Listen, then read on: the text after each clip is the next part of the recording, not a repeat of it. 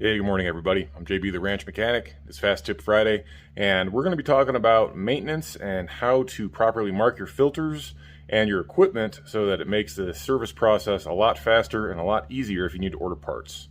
So stick with me. I'll turn the camera around and we'll talk about it real quick.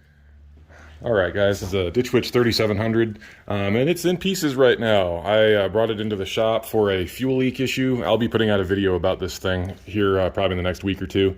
But I just wanted to touch on this real quick. Now, I do mention this in the video, but I figured it'd make a really good fast tip for you guys, just until I can get the editing done on this, because this is going to be a pretty long video. Obviously, it's a pretty extensive set of repairs that we got going on with this thing. It's all torn apart. So anyway, what I'm talking about is filters and labeling them. It's very, very simple, but most people overlook that. They just spin on a new filter and go. When you're working on ag equipment especially, it's incredibly important to label your filters with the date and either the hours on the machine, or in the case of a vehicle with an odometer, the current mileage.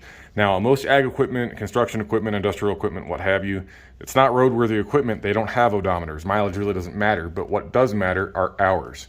The hour meter is the only thing on a piece of equipment like this that's going to tell you how much wear and tear is actually being put on the machine in between your service intervals, if that makes sense. None of these filters that I just replaced had any markings on them, and I couldn't really tell what was going on. But that safety filter laying over there, the skinnier one, that guy, that was not replaced for 14 years. That is a 07 filter with a July of 07 handwritten date on it, which is totally unacceptable. By marking the hours on your filters, it makes it a lot easier for the next person to take a look at it and know at a glance whether or not the machine has been maintained recently. It's incredibly important. You can put years and years on a machine and only run it, 10, 20 hours a year.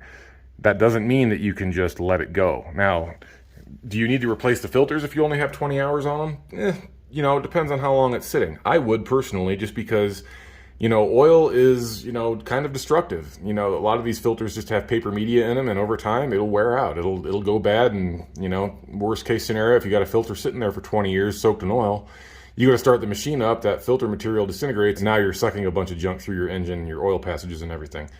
That doesn't happen very often, but, it could. Best practices for me personally, if I'm going to do an oil change, I'm going to change a filter too. But on some of our bigger tractors, if we only run them, 20, 30 hours a year, I'll change the filters every other year, but I'll still change the oil every year, because regardless of, how many hours are on the machine, even if oil is just sitting, oil will degrade over time, and you need to change that out. So another helpful thing to do is, and you've probably seen this on some of the videos, like the power steering video that I did on the Dodge a couple weeks ago.